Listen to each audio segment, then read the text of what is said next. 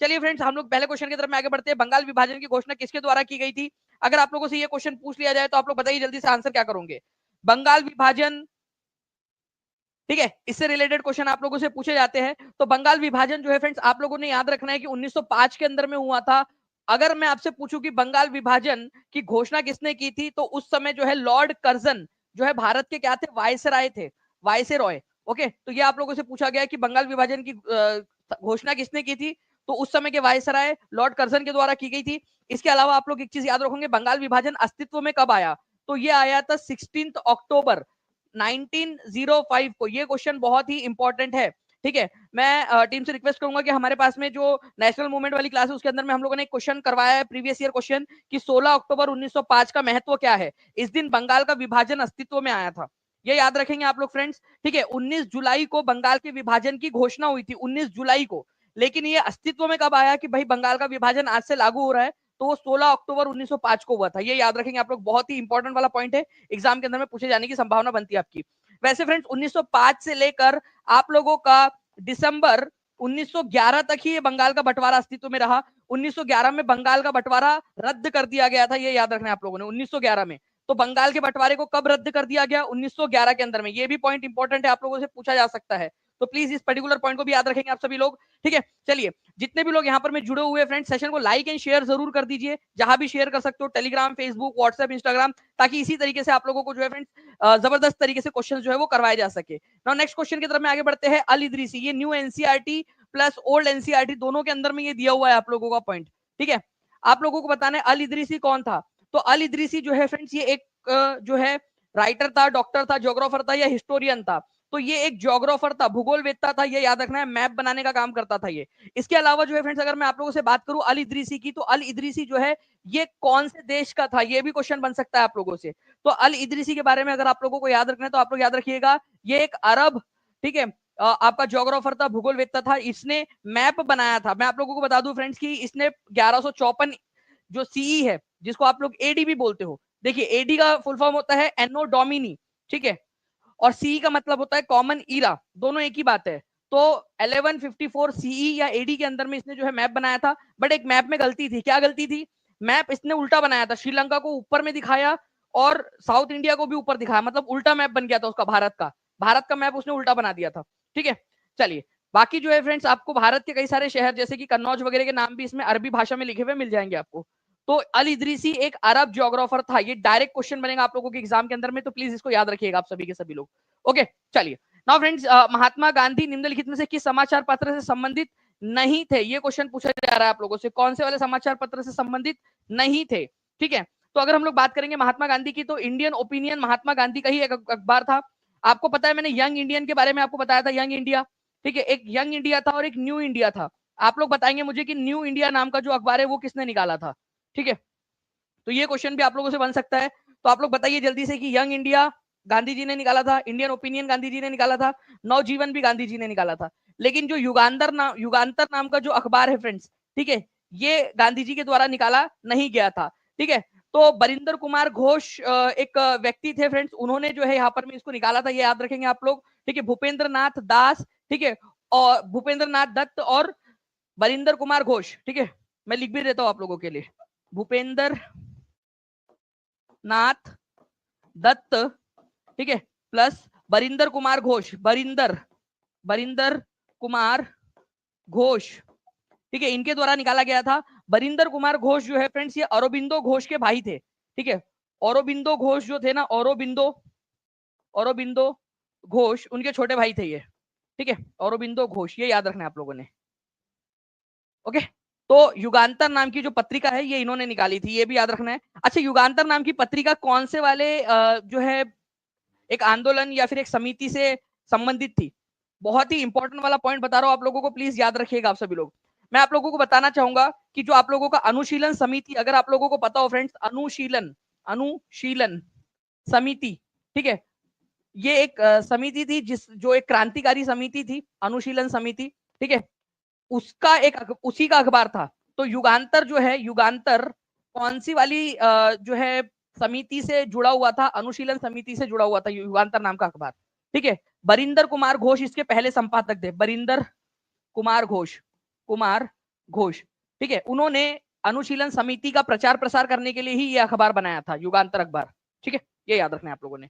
चलिए, तो युगांतर गांधी जी के जीवन से रिलेटेड नहीं है, वो नौ अनुशीलन समिति के जो सदस्य थे बरिंदर नाथ दत्त और भूपेंद्र नाथ दत्त और बरिंदर कुमार घोष, उनसे संबंधित है ये, ठीक है, गांधी जी से संबंधित नहीं है। Now friend next question, Bengal का विभाजन कब लागू हुआ था? 45वीं बीपीएससी का क्वेश्चन। मैं आप लोगों से कह रहा हूं ना कि आप लोगों को फ्रेंड्स आपके जो है 10 से भी ज्यादा एग्जाम्स क्लियर कराने के काबिल बना देंगे आपको इस सेशन के जरिए।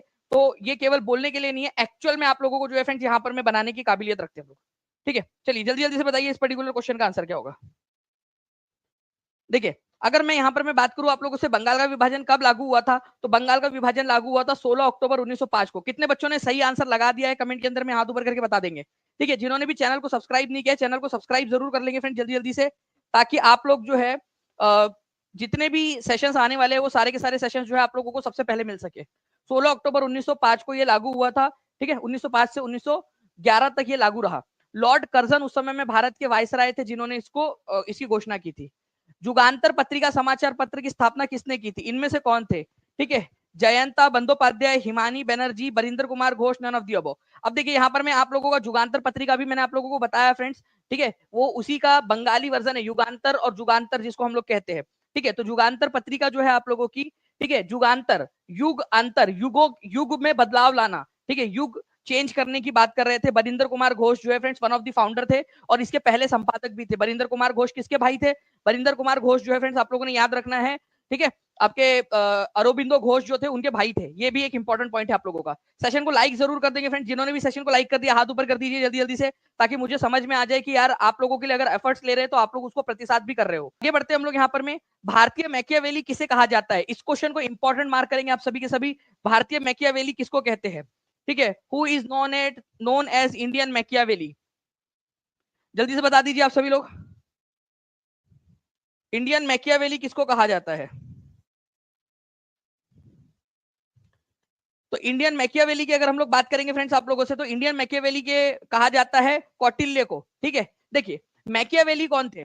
मैकियावेली जो है फ्रेंड्स 15वीं शताब्दी के अंदर में एक जो है लेखक हुए, ठीक है, दार्शनिक हुए, जिन्होंने द प्रिंस नाम की पुस्तक लिखी थी। द प्रिंस, तो द प्रिंस नाम की पुस्तक किसने लिखी थी? जिसके अंदर में जो है राज शास्त्र जो है उसके बारे में बताया गया आपका कि किस प्रकार से राजा ने शासन करना चाहिए। तो मैकियावेली जो है वो थे एक लेखक, दार्शनिक, ठीक है, राजनीति शास्त्र। तो वैसे ही हमारे भारत में कौटिल्य हुए, जिनको चाणक्य भी कहा जाता है, ठीक है, कौटिल्य बोलो या चाणक्य बोलो एक ही बात है, चाणक्य है ना। तो कौटिल्य या चाणक्य जो है उन्हीं को भारतीय मैकियावेली कहा जाता है। वैसे देखा जाए तो इनको यूरोपियन चाणक्य बोला जाना चाहिए मैकियावेली को, क्योंकि चाणक्य पहले हुए, मैकियावेली बाद में हुए। बट अब यूरोपियन लोग भारत आए थे, इसी वजह से उन्होंने कौटिल्य को इंडियन मैकियावेली बोला। तो अभी तक वही हम लोग जो है कंटिन्यू कर रहे हैं। तो आप लोगों को याद रखना है फ्रेंड्स कि कौटिल्य जो है या चाणक्य जो है इनको इंडियन मैकियावेली कहा जाता था। इंपॉर्टेंट पॉइंट है, एग्जाम के अंदर में पूछ सकते हैं। देखिए जैसे मैकियावेली ने जो है द प्रिंस लिखी, वैसे ही तुम्हारे चचा का लड़का जो था चाणक्य, उन्होंने कौन सी पुस्तक लिखी थी? जल्दी से कमेंट करके बता दो, चाणक्य की पुस्तक का नाम क्या था? फास्ट। देखिए फ्रेंड्स अगर मैं बात करूं यहाँ पर मैं कौटिल्य की, तो कौटिल्य जो है आप लोगों का, ठीक है, चाणक्य जो है इन्होंने कौन सी पुस्तक लिखी थी? अर्थशास्त्र, ठीक है, अर्थशास्त्र, ये याद रखना है आप लोगों ने। ओके, इंपॉर्टेंट है, आप सभी लोग लिख रहे हैं, बहुत अच्छी बात है, जल्दी जल्दी से ऐसे ही लिखते रहिए आप लोग। C is the correct answer. Now friends Mahabalipuram में शोर मंदिर का निर्माण किसने कराया था? शोर मंदिर। अब ये शोर मंदिर जो है ना फ्रेंड्स, ये शोर लिखा इसलिए जाता है क्योंकि इंग्लिश अंग्रेजों ने इसको शोर टेम्पल नाम दिया हुआ है। एक्चुअल में अगर मैं बात करूं इसकी, तो इसको हम अगर प्योर हिंदी में लिखेंगे तो इसको बोला जाएगा तटीय मंदिर, ठीक है, तटीय मंदिर, क्योंकि तट के किनारे पर बने हुए मंदिर है ये, तटीय मंदिर। तो भाई महाबलीपुरम में तटीय मंदिरों का निर्माण किसने करवाया था? महाबलीपुरम कहाँ है? या आप लोगों में अगर आप लोगों को याद हो तो एक लेक्चर में मैंने आपको बताया था कि महाबलीपुरम जो है आप लोगों का तमिलनाडु के अंदर में मिलेगा आप लोगों को, ठीक है, तमिलनाडु में। मैं आप लोगों को एक हिंट देता हूं, महाबलीपुरम के अंदर में जो तटीय मंदिर है उसका निर्माण उसी व्यक्ति ने कराया है जिसने कांचीपुरम के अंदर में, कांचीपुरम में, ठीक है, जिसने कैलाशनाथ टेम्पल बनाया था, कैलाशनाथ टेम्पल जिसने बनाया है, उसी व्यक्ति ने जो है फ्रेंड्स यहाँ पर में शोर टेम्पल बनाया था महाबलीपुरम के अंदर में। चलिए बताइए जल्दी से इसका आंसर क्या होगा।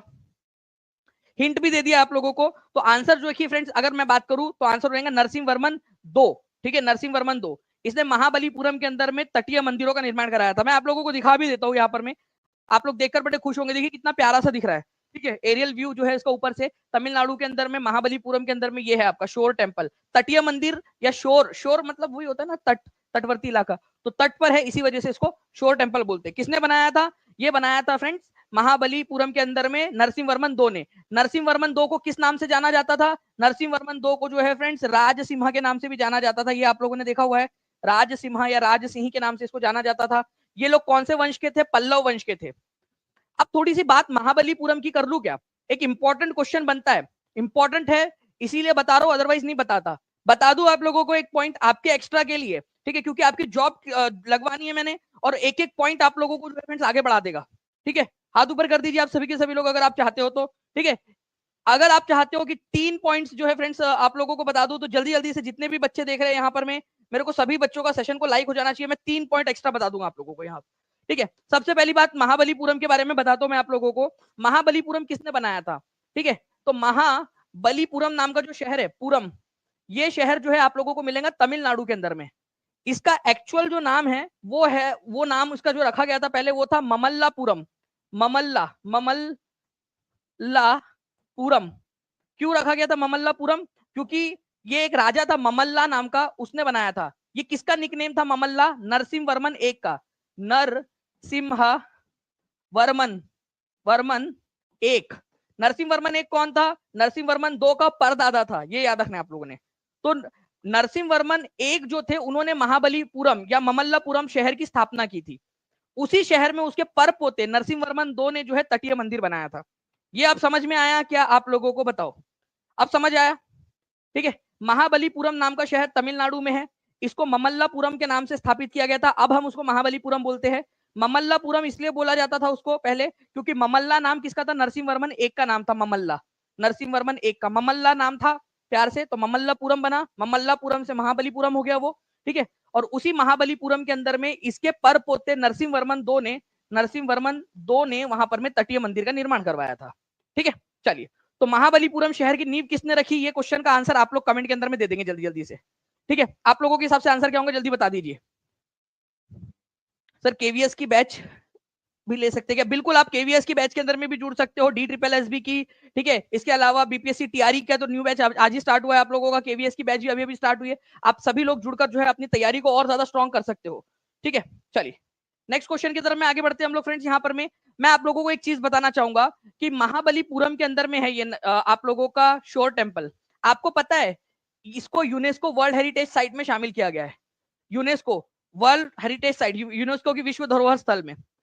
टीआरई 4 की बैच में, केवीएस के अंदर में, DSSB में, सुपर टेट के अंदर में, बाकी की जितने भी आपके कोर्सेज है उनके अंदर में मैंने यूनेस्को वर्ल्ड हेरिटेज साइट, जितनी यूनेस्को साइट्स है वो सारी की सारी पढ़ाई है। और अभी इसके अंदर में जो ऐड हुए ना, नए वाले जो आपके ऐड हुए यूनेस्को के अंदर में, वो भी मैं जल्द ही करवाने वाला हूँ 2 से 3 दिन के अंदर में। तो जितने भी बच्चे जुड़ना चाहते हैं वो लोग जुड़ सकते हैं, क्योंकि कंप्लीट आप लोगों को जो है यूनेस्को फिर से एक बार वापस से पूरे के पूरे वापस से याद करवाने वाला हूं मैं, ताकि आप लोगों को कोई भी दिक्कत ना आए। ओके, चलिए, तो यूनेस्को वर्ल्ड हेरिटेज साइट आपको पूरा करवाया हुआ है ऑलरेडी, हर एक पॉइंट याद कराया, कम से कम 50 से 60 क्वेश्चन मैंने करवाया आप लोगों को यूनेस्को वर्ल्ड हेरिटेज साइट के ऊपर में। वापस से जो है अब 100 क्वेश्चन लेकर करवाऊंगा आपको पेड क्लास के अंदर में, सारे के सारे याद करवा दूंगा। नाउ फ्रेंड्स, मैंने आपसे कहा था कि क्या आप लोग बाकी के ऑप्शंस के बारे में भी जानना चाहते हो? अगर हाँ, तो आपको बता दूं कि कृष्णा वन जो था ये जो है जो कृष्णा वन है आप लोगों का राष्ट्रकूट वंश का राजा था, राष्ट्रकूट वंश का राजा था। उसने एल्लोरा के अंदर में, एल्लोरा कहां पर में? महाराष्ट्र के अंदर में, औरंगाबाद या जिसको संभाजी नगर बोला जाता है वहां पर में उसने कैलाश, ठीक है, कैलाश, ठीक है, टेम्पल बनाया था। कैलाश नाथ नहीं, कैलाश टेम्पल, कैलाश टेम्पल। देखो, एक है कैलाश नाथ टेम्पल जो कांचीपुरम में कैलाशनाथ टेम्पल, और एक है कैलाश टेम्पल केवल, वो है कृष्णा वन ने बनाया था, ठीक है। ये याद रखेंगे आप लोग, कृष्णा वन ने। और ये क्वेश्चन DSSB 2014 के एग्जाम में आया था, आप लोगों को मैं यहाँ पर मैं डायरेक्टली बता रहा हूँ, ठीक है।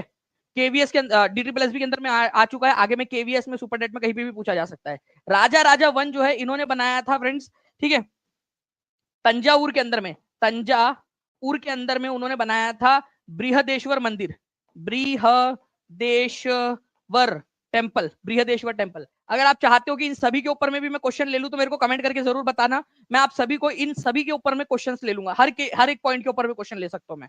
मैंने आपसे कहा ना कि साउथ इंडिया की हिस्ट्री वो हिस्ट्री है जो आप लोगों को नंबर दिलाती है, बाकी लोग जो है नहीं कर पाते, आप लोग कर पाओगे।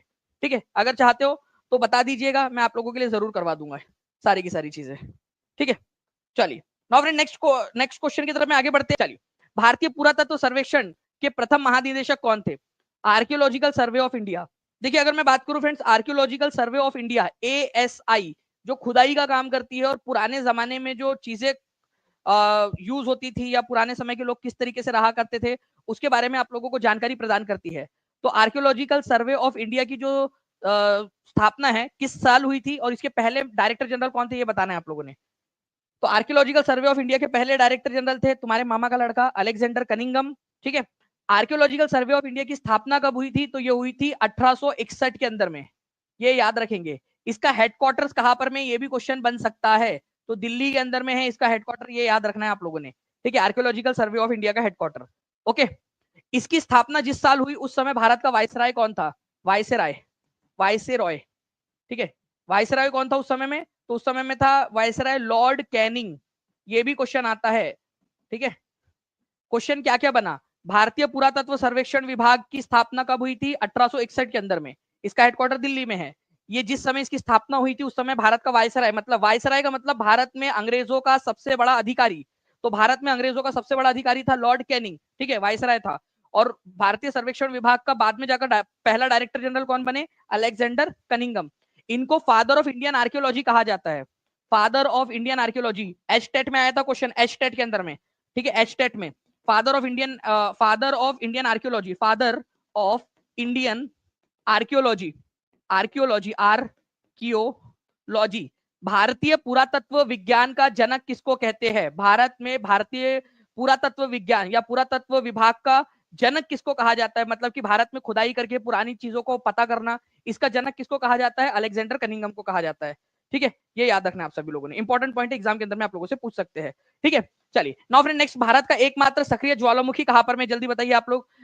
अंडमान आइलैंड जो है वो पूरा का पूरा सक्रिय ज्वालामुखी है। निकोबार आइलैंड, पहली बात तो अंडमान आइलैंड जो है फ्रेंड्स, ये एक कोई आइलैंड नहीं है, द्वीप समूह है। निकोबार द्वीप कोई द्वीप नहीं है, द्वीप समूह है।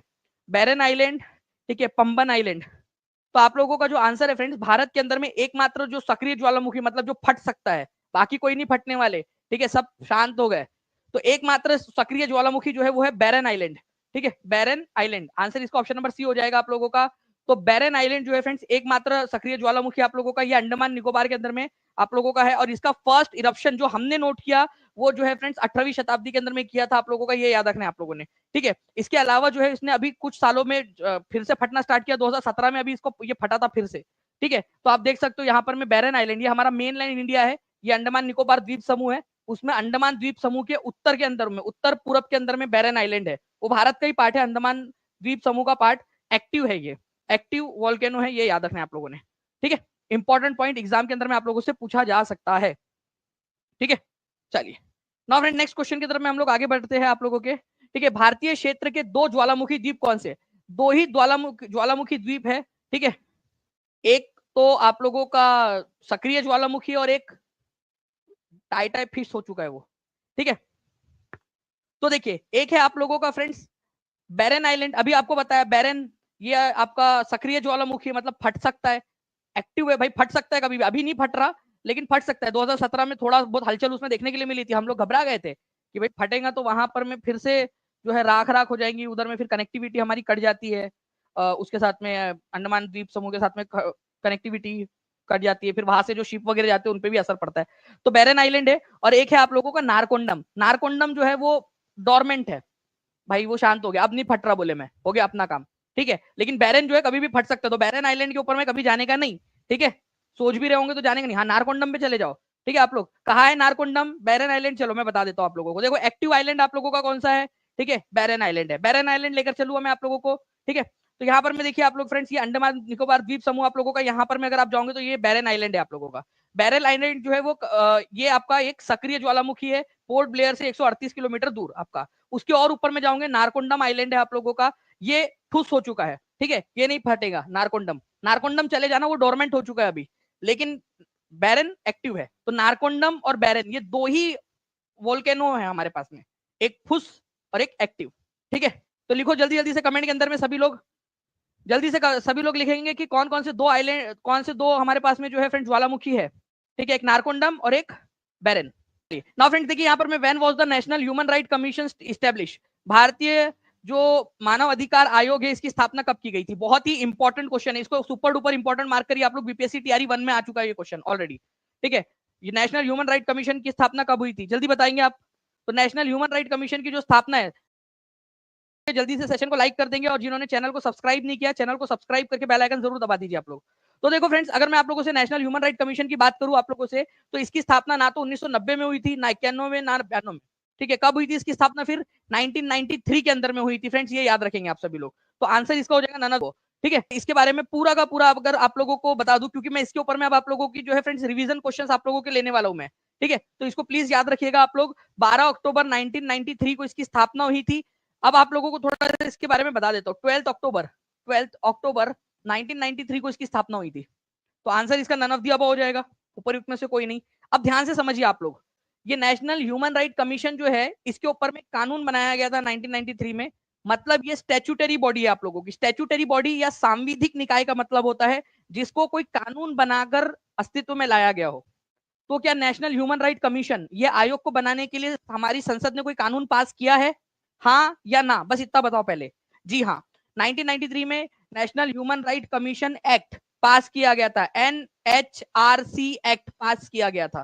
ठीक है, तो कानून बना है संसद के अंदर में, तो वो क्या है आपका? एक सांविधिक, या आप लोगों की क्या है, एक, ये याद रखना आप लोगों ने फ्रेंड्स, एक सांविधिक या फिर स्टैच्यूटरी, इंग्लिश में स्टैच्यूटरी और हिंदी में उसको सांविधिक निकाय। संवैधानिक अलग होता है, संवैधानिक मतलब जिसका संविधान में उल्लेख है, इसका कोई संविधान में कोई आर्टिकल नहीं है इसका, इसको कानून के जरिए बनाया गया, तो सांविधिक है। इसमें एक अध्यक्ष होता है, मेंबर होते हैं इसके अंदर में, और अलग अलग जो आयोग है, नेशनल वुमेन्स कमीशन, ठीक है, SC commission, ST commission, national backward class commission, उसके जो अध्यक्ष होते हैं वो भी इसके मेंबर होते हैं। मतलब ये मल्टी बॉडी जो है ये एक आप लोगों की क्या है, आयोग है। मतलब एक से ज्यादा मेंबर है इसके अंदर में, अध्यक्ष है और बाकी और भी मेंबर है इसमें। चलिए, रिवीजन के ऊपर में आगे बढ़ते हैं फ्रेंड्स। हम लोग यहाँ पर में जो हमारी क्लास नंबर 2 हुई थी उसके कुछ रिवीजन क्वेश्चन आप ही लोगों ने कहा था कि सर ठीक है रिवीजन करवा देना। मैंने कहा था कि अगर आप लोगों का रिस्पांस रहेगा तो मैं रिवीजन भी करवाऊंगा आप लोगों के लिए। ठीक है, चलिए, निम्नलिखित में से किसे भारत के राष्ट्रपति के रूप में निर्विरोध चुना गया? मतलब उनको कभी उनके खिलाफ कोई खड़ा ही नहीं हुआ। देखिए, आरपीएफ एसआई के पेपर में आया था क्वेश्चन, कलकत्ता हाईकोर्ट के अंदर में भी आया हुआ क्वेश्चन, आप लोग जाके चेक भी कर सकते हो इसको। ठीक है, मैंने डेट के साथ में आप लोगों को प्रोवाइड कर दिया पूरा का पूरा, आप लोग रीच चेक कर सकते हो। तो आपसे जब कहा जा रहा है कि 10 से ज्यादा आप एग्जाम क्लियर कर सकते हो इस सीरीज में, तो बिल्कुल आप 10 से भी ज्यादा एग्जाम क्लियर कर सकते हो। तो भाई नीलम संजीव रेड्डी जो है 1977 में जो चुने गए थे, ये आप लोगों के चुने गए थे फ्रेंड्स निर्विरोध। ठीक है, ये याद रखना है, उनके सामने कोई खड़ा ही नहीं हुआ। एकमात्र व्यक्ति जो इंडिपेंडेंट मतलब कि कोई पार्टी से खड़े नहीं थे, वो फिर भी जीत गए।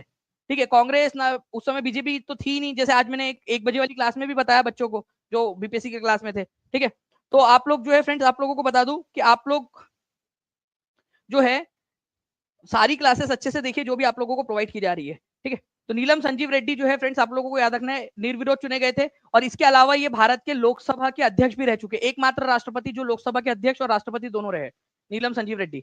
अगर आपसे क्वेश्चन आ जाए कि इंडिपेंडेंट खड़े होकर कोई जीता है राष्ट्रपति का चुनाव, तो वो थे वीवी गिरी।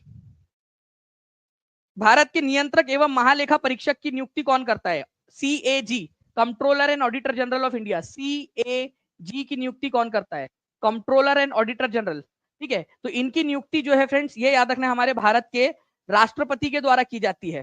ठीक है, CAG का आर्टिकल क्या है ये आप लोग मुझे कमेंट करके बताइए जल्दी से, ये क्वेश्चन बहुत इंपॉर्टेंट है, पूछते हैं कंट्रोलर एंड ऑडिटर जनरल। ठीक है, बहुत बढ़िया, आप लोगों के आंसर आ रहे हैं। एसएससी एमटीएस में आया हुआ क्वेश्चन है फ्रेंड्स। ये देखिए आप लोगों को आंध्र प्रदेश एसएसबी की एग्जाम के अंदर में आया हुआ क्वेश्चन। अब बताओ इसका आंसर क्या होगा?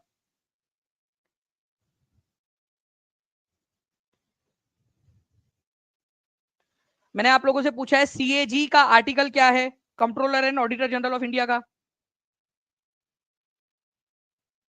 चलिए, तो देखिए फ्रेंड्स, नियंत्रक एवं महालेखा परीक्षक जो है आपका CAG, इसका आर्टिकल जो है 148 है, ये याद रखना आप लोगों ने, आर्टिकल नंबर 148 पूछा जा सकता है आप लोगों से। और इसकी नियुक्ति जो है राष्ट्रपति के द्वारा की जाती है। ठीक है, इंपॉर्टेंट पॉइंट है, एग्जाम के अंदर में पूछ सकते हैं आप लोगों से।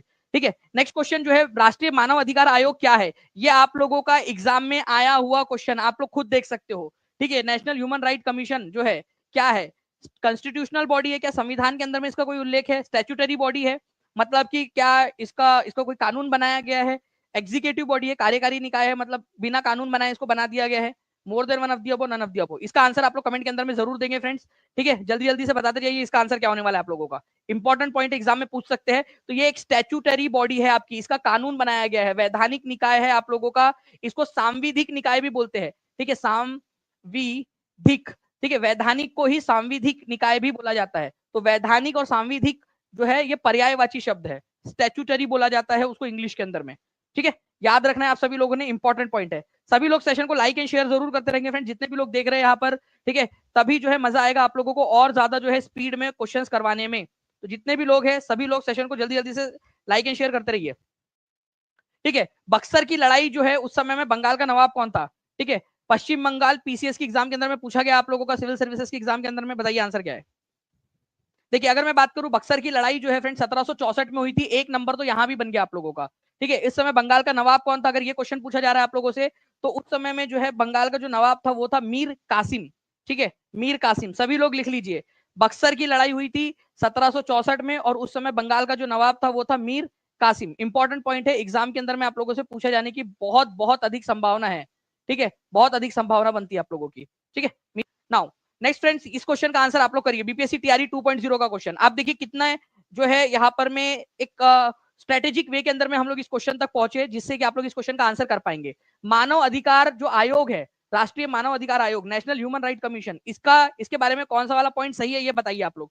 अब आप लोग बता सकते हो इसका आंसर। देखिए, अगर मैं बात करूं नेशनल ह्यूमन राइट कमीशन की, तो ये एक स्टैट्यूटरी बॉडी है, बिल्कुल सही बात है, सांविधिक निकाय है, सही बात है। ठीक है, ये सही है आप लोगों का। 1993 में, बिल्कुल 12 अक्टूबर 1993 में इसकी स्थापना हुई थी, बिल्कुल सही बात है ये आपका। ठीक है, तो सेकंड वाला भी सही है। ठीक है, जैसे ही दो सही हो गए तो मोर than one of the above answer हो जाता है। ठीक है, तो आंसर इसका क्या हो जाएगा आप लोगों का फ्रेंड्स? इसका आंसर हो जाएगा आप लोगों का ऑप्शन नंबर डी। ठीक है, इसका आंसर ऑप्शन नंबर डी है, उसमें करेक्शन कर लेना आप लोग नीचे में, इसका आंसर ऑप्शन नंबर डी है।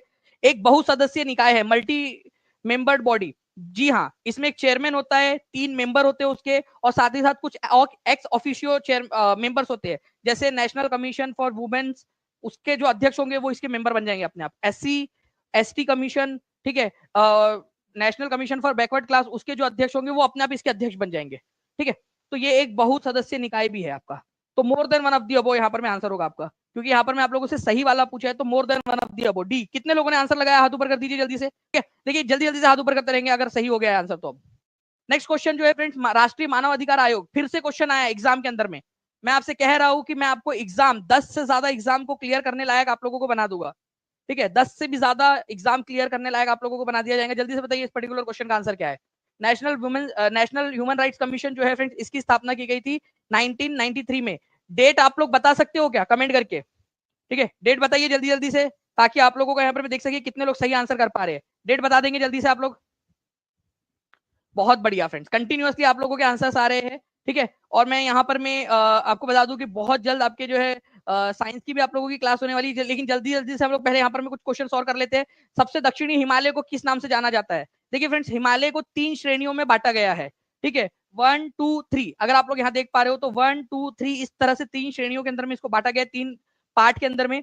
जो सबसे ऊपर वाला जो पार्ट होता है, ठीक है, सबसे ऊपर मतलब सबसे नॉर्थ वाला, उसको कहा गया है फ्रेंड्स आप लोगों का हिमाद्री। ठीक है, हिमाद्री या ग्रेटर हिमालय भी बोलते हैं इसको, ग्रेटर हिमालय, ग्रेटर हिमालय या वृहद हिमालय भी बोलते हैं, वृहद हिमालय, हिंदी में वृहद हिमालय भी बोलते हैं, हिमाद्री। ठीक है, हिमाद्री या ग्रेटर हिमालय या वृहद हिमालय, यहां पर में ही सबसे ऊंची ऊंचे पर्वत श्रृंखलाएं ये आपको यहीं पे मिलेंगी, ग्रेटर हिमालय में। सेकंड नंबर पे जो है आप लोगों का वो है आपका हिमांचल, हिमांचल, हिमांचल जिसको लेसर हिमालय बोलते हैं, लेसर हिमालय। ठीक है, हिमालय। ठीक है, और हिंदी में उसको बोलते हैं हिमांचल हिमालय। ठीक है, हिमांचल हिमालय सेकंड नंबर वाले को। और जो थर्ड नंबर वाला है आप लोगों का सबसे नीचे में, ठीक है, ये जो आप लोगों को दिखाई दे रहा है सबसे नीचे वाला, इसको कहते हैं आप लोग शिवालिक। क्या कहते हो? शिवालिक, सबसे नीचे वाले को। तो आपसे सबसे दक्षिणी पूछा है ना, सबसे दक्षिण में कौन सा है? शिवालिक है, सबसे नीचे वाली। ठीक है, तो सबसे दक्षिण के अंदर में शिवालिक है, ये याद रखेंगे आप सभी लोग। तो उत्तर से नीचे तक आप लोग आंसर लगाने की कोशिश कीजिए। हिमाद्री, हिमांचल और शिवालिक लिख दीजिए आप लोग ऊपर से नीचे तक। तो ऊपर नॉर्थ से लेकर साउथ तक हिमाद्री, हिमांचल, शिवालिक, ये क्वेश्चन बन सकता है आप लोगों का, प्लीज याद रखिएगा। ए इज द करेक्ट आंसर। ठीक है। नाउ फ्रेंड्स, अब देखिए यहाँ पर मैं भारत रत्न पाने वाले पहले विदेशी प्राप्तकर्ता कौन थे। ठीक है। साथ ही साथ जो है फ्रेंड्स, आप लोग मुझे ये भी बताएंगे कि अब तक जो है कितने जो लोग हैं उन लोगों को भारत रत्न से, कितने विदेशी लोग हैं जिनको भारत रत्न से सम्मानित किया जा चुका है। कितने विदेशी है जिनको भारत रत्न से सम्मानित किया जा चुका है अब तक। बहुत बढ़िया, कंटिन्यूअसली आप लोगों के आंसर्स यहाँ पर में आ रहे हैं फ्रेंड्स। ठीक है। चलिए, तो देखिए फ्रेंड्स, दो विदेशी ऐसे हैं जिनको भारत रत्न से सम्मानित किया गया विदेशियों को। एक थे खान अब्दुल गफ्फार खान। ठीक है। इनको किया गया था फ्रेंड्स 1980, ठीक है, 7 के अंदर में। ओके, तो ये आप लोग एक पॉइंट याद रख लोगे कि भाई ये सबसे पहले विदेशी व्यक्ति थे जिनको जो है भारत रत्न से सम्मानित किया गया। उसके बाद में जो दूसरे व्यक्ति थे, यहाँ पर में बोला गया है पहले प्राप्तकर्ता कौन है, तो पहले जो थे वो थे खान अब्दुल गफ्फार खान, जिनको सीमांत गांधी या फ्रंटियर गांधी के नाम से भी जाना जाता है। सेकंड नंबर पे थे 1990 में प्राप्तकर्ता नेल्सन मंडेला, ये साउथ अफ्रीका से थे। ठीक है, साउथ अफ्रीका से थे, ये याद रखना है आप लोगों ने। आप लोगों को नेल्सन मंडेला के बारे में बता दूं कि नेल्सन मंडेला डे मनाया जाता है। Nelson Mandela day, Nelson Mandela day मनाया जाता है। ठीक है, आप लोगों का 18 जुलाई को, 18 जुलाई को मनाया जाता है उनके बर्थडे के दिन, नेल्सन मंडेला डे। ठीक है, ये भी याद रख लेना आप लोगों ने। ठीक है, इन्हीं के ऊपर में मनाया जाता है, इनके नाम के ऊपर में। ये सेकंड नंबर के प्राप्तकर्ता थे। तो केवल दो ही लोग ऐसे हुए हैं विदेशी जिनको भारत रत्न से दिया गया है सम्मानित। ठीक है, खान अब्दुल गफ्फार खान, ठीक है, और नेल्सन मंडेला। ठीक है, ये दोनों के दोनों पॉइंट लिख लीजिए आप लोग, कमेंट के अंदर में लिख दो जल्दी से। ठीक है, ताकि आप लोगों को हमेशा हमेशा के लिए याद हो जाए। सभी के सभी बच्चे लिख देंगे जल्दी से, याद हो जाए आप लोगों को। नेक्स्ट, नाउ फ्रेंड्स, अब देखिए ये क्वेश्चन आप लोगों का, इस क्वेश्चन को कौन बनेगा करोड़पति के अंदर में पूछा गया था। मैं चाहूंगा कि इसका जो है देखते कितने लोग कमेंट में आंसर कर पाते, जल्दी जल्दी से बताइए इसका आंसर क्या होगा। अब आप लोग जीत पाने में सक्षम हो या नहीं, पता चल जाएगा अभी के अभी।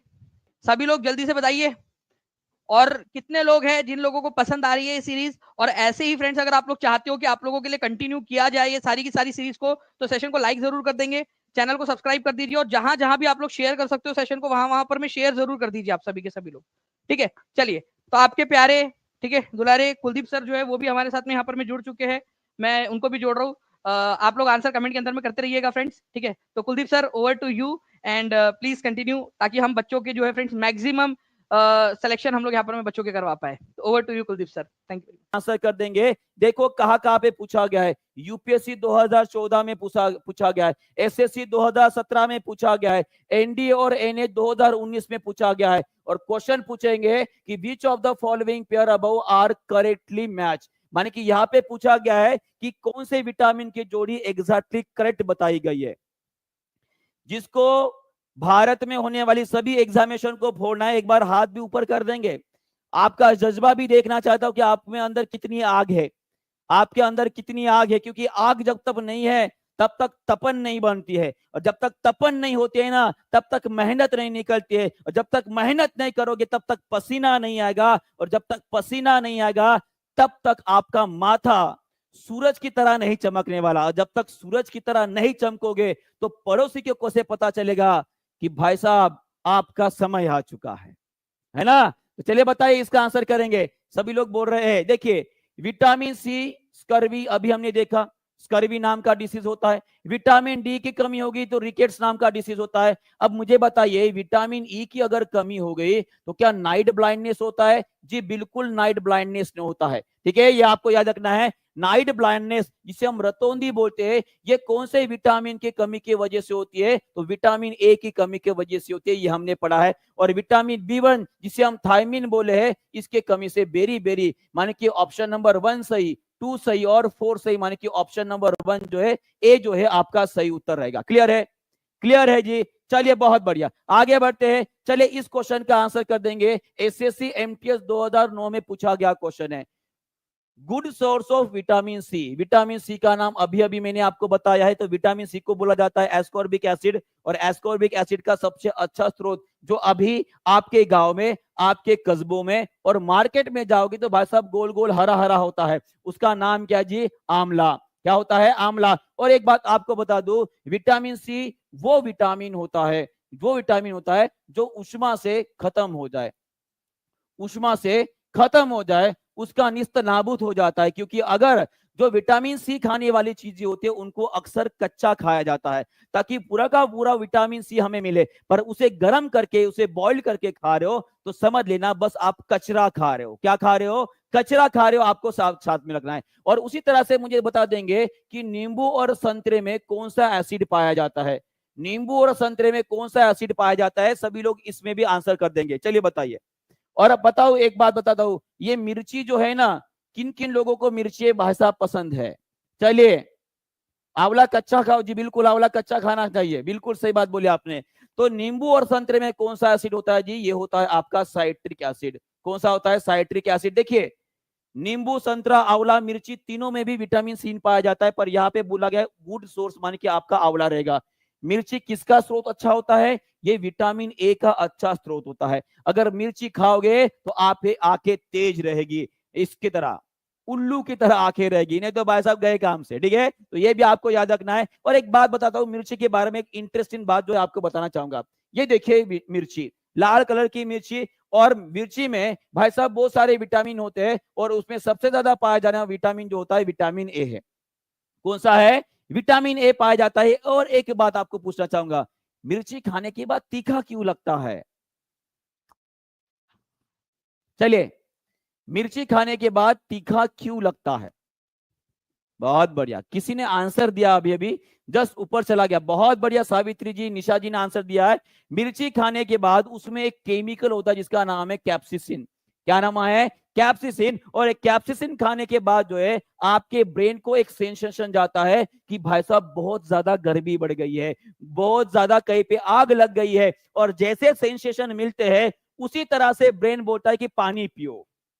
क्योंकि हमें पता है कि आग लगने के बाद कौन काम आता है? पानी आता है, और वो जो जलन है उसे ही हम क्या बोलते हैं? स्पाइसी बोलते हैं। एक बात आपको पूछना चाहूंगा, जो हमारी जीभा होती है, जो हमारी जीभा होती है उसमें स्पाइसी टेस्ट कहां पे होती है? स्पाइसी टेस्ट बर्ड्स, बर्ड्स कहां पर होती है? क्योंकि हमारी जीभा के ऊपर जो है हम मीठी चीज, कड़वी चीज, खट्टी चीज और मीठी चीज को जान सकते हैं, बराबर है। स्पाइसी टेस्ट जो है हमारी जीभा के अंदर कहां पर होती है? कोई बता सकता है?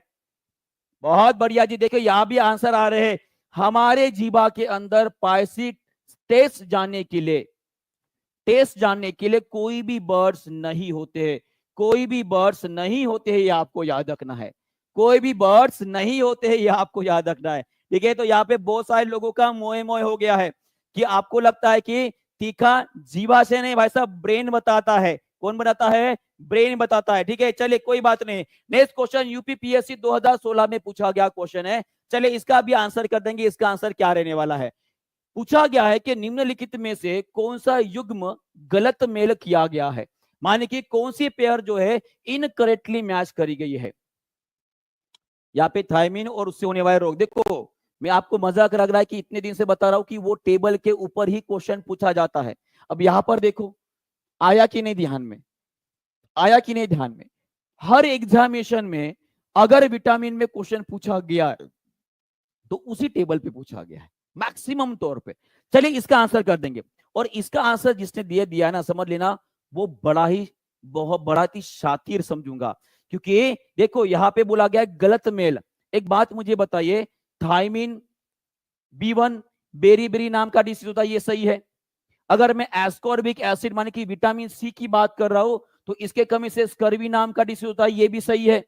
मैं अगर बात कर रहा हूं विटामिन के की, जिसे फाइलोक्विनिन के नाम से जाना जाता है, इसकी अगर कमी हो गई तो ये भाई साहब ब्लड क्लोटिंग नहीं होगी। एक बात मुझे बताइए, विटामिन ए की अगर कमी हो गई तो भाई साहब आपको कौन सा ब्लाइंडनेस होता है जी? आपको नाइट ब्लाइंडनेस होता है।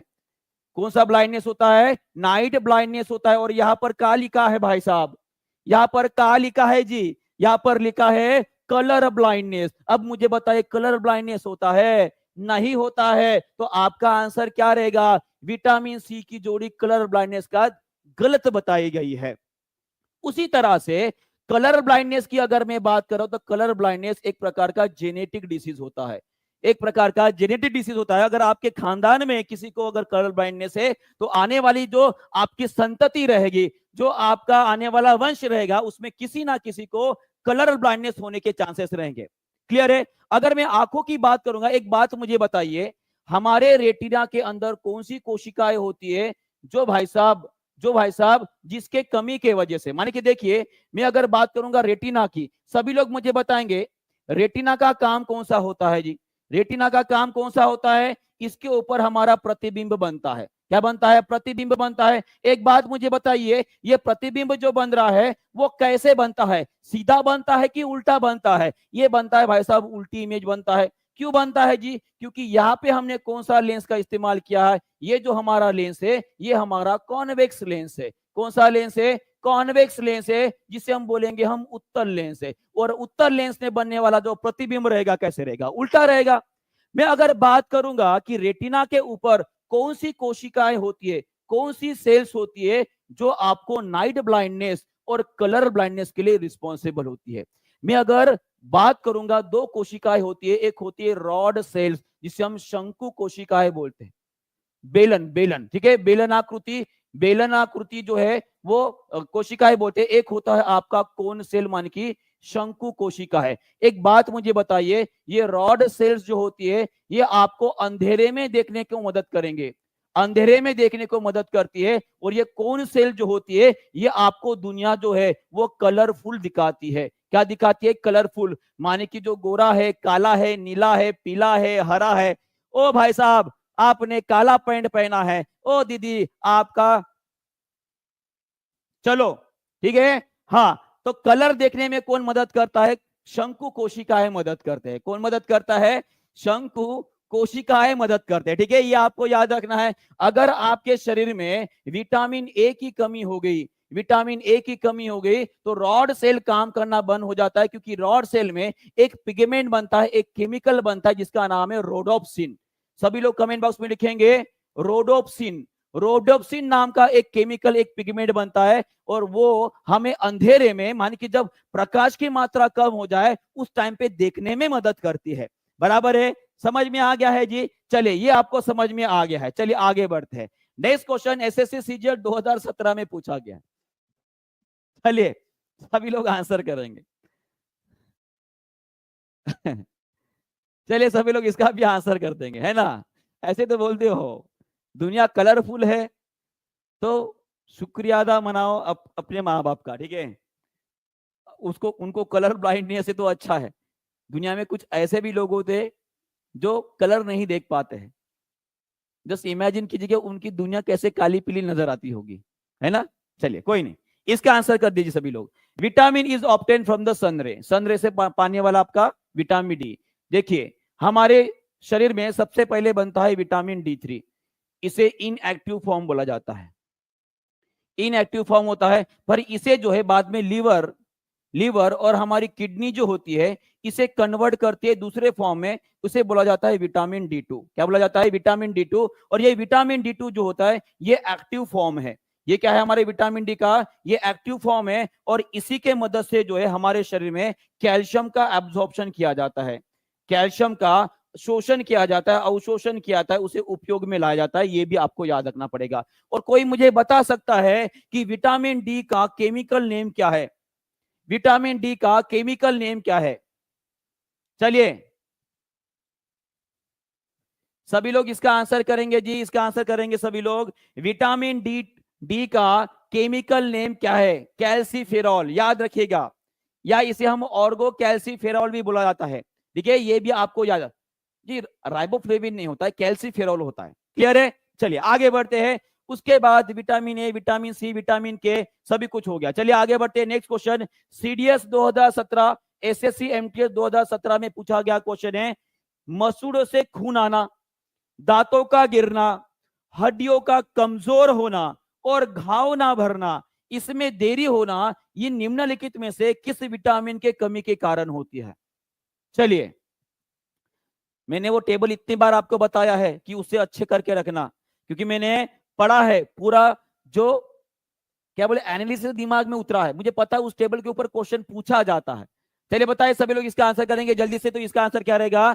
विटामिन सी रहेगा। क्या रहेगा जी? विटामिन सी रहने वाला है। बहुत बढ़िया बहुत बढ़िया, बहुत बहुत बढ़िया, बहुत सही। ठीक है, चलिए आगे बढ़े, चलिए आगे बढ़ते हैं। नेक्स्ट क्वेश्चन फिर से सीडीएस 2017 और एसएससी एमटीएस 2019 में पूछा गया क्वेश्चन है। क्वाशियोरकर क्या है? क्वाशियोरकर क्या है? अक्सर आपने इस तरह के बच्चे देखे होंगे।